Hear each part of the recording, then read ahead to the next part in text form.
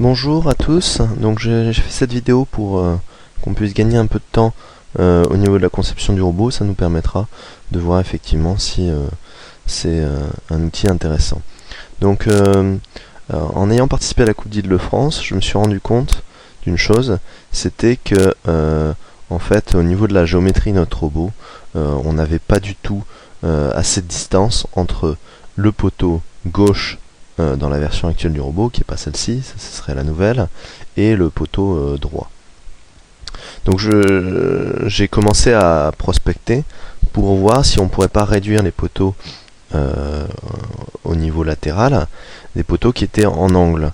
Et en fait, j'ai réussi à trouver des profilés, mais après je me suis demandé finalement si c'était la bonne solution d'avoir toujours des profilés à 45 degrés. Donc là, je profite d'un petit instant là pour vous montrer ce que je vous propose par rapport à la nouvelle conception l'année prochaine. Donc le principe resterait le même, c'est-à-dire toujours garder, puisque là on a quelque chose de fiable, garder donc la partie arrière. Alors, du fait qu'on réduit la position, on réduit énormément les poteaux en taille, eh bien on aurait pour l'instant un jour qu'il va falloir combler, et ce jour se trouve ici en fait. Voilà. Donc ça on verra comment le combler.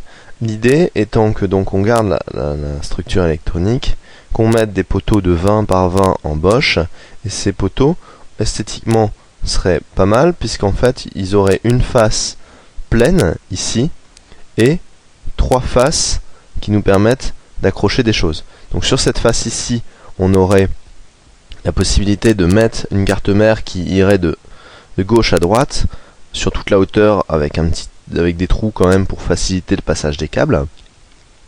Et au niveau accrochage, on aurait quelque chose de encore plus modulaire puisqu'en fait on pourrait utiliser le même système de rail que propose Henri Pierre, c'est-à-dire de soulever le robot, enfin la carte mère, puisqu'on serait sur des rails. Donc ça c'est un premier point. Ensuite, le deuxième point, ce serait donc grâce à au fait qu'on utilise des poteaux qui sont plus petits, on pourrait facilement arriver à élargir légèrement donc la zone ici sans compromettre la géométrie du robot qui est un hexagone en fait normalement de 100 de périmètre. Alors ça nous permet de faire une chose, c'est d'avoir les roues qui soient vraiment proches de l'extérieur, au niveau des roues codeuses. C'est-à-dire que si on a une vue de dessous, on s'aperçoit que les roues ne sont plus collées. Alors ça a un intérêt, c'est déjà qu'on expose beaucoup moins le codeur, donc en cas de choc latéral, ce serait quand même plutôt la roue qui prendrait le choc plutôt que le codeur. Et également, ça nous permet d'éviter que les trous soient qu'on est obligé de faire un gros trou en dessous du robot, ce qui fragilise quand même la structure du robot. Donc un autre aspect, c'est que au niveau réglage, on n'est pas obligé de faire un gros trou houblon. On peut régler beaucoup plus facilement les roues codeuses. Voilà. Alors, dans d'autres avancées, j'ai ravancé le petit trou au niveau de la plaque d'en dessous, puisqu'on est gêné par rapport au système de fermeture. J'ai conservé donc les petites billes à roulettes. Alors, ensuite, un des reproches qu'on a fait à la conception de cette année, c'est la possibilité d'avoir vraiment un système spécifique beaucoup plus encastré. Donc, pour faire ça, alors la géométrie n'est pas définitive, mais je propose qu'on ait vraiment un espace assez large entre donc ici un espace juste devant calé sur les moteurs et qui serait de 150 cm, ce qui à mon avis permet d'avoir largement la place pour opérer. Ensuite, on avait parlé de caractériser les moteurs.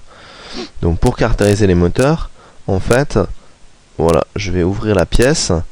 Voilà à quoi ressembleraient les carters, enfin un morceau de carter.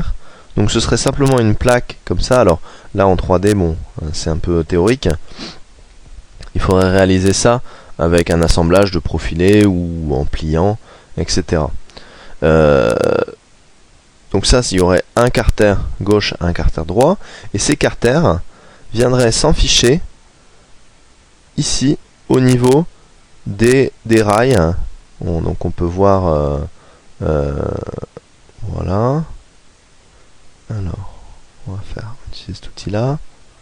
Viendrait s'enficher au niveau des rails, ce qui permettrait effectivement d'avoir un alignement parfait et d'éviter de faire des trous encore dans la structure. Voilà.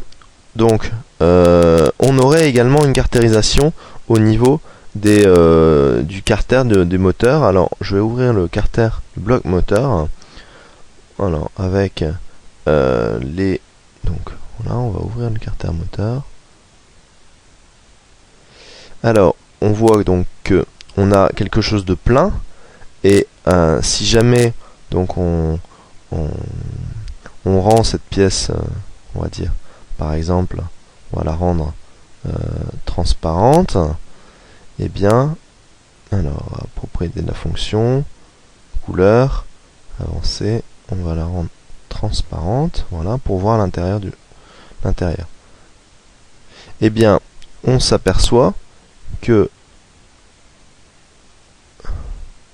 qu'on a les deux moteurs et 4 tiges d'aluminium, ici et puis derrière, qui nous permettent d'avoir de rigidifier vraiment la structure, puisqu'on ça évite qu'il y ait qu'ici on ait que ça se balade, bon, bien que les plaques soient grosses, mais surtout ça nous permet d'avoir un appui carré vraiment fiable pour pouvoir poser des plaques d'alu, et au-dessus des plaques d'alu ça nous permet de visser ou de venir reposer avec un système spécifique sans qu'on doive forcément aller complètement derrière pour faire le système d'accrochage.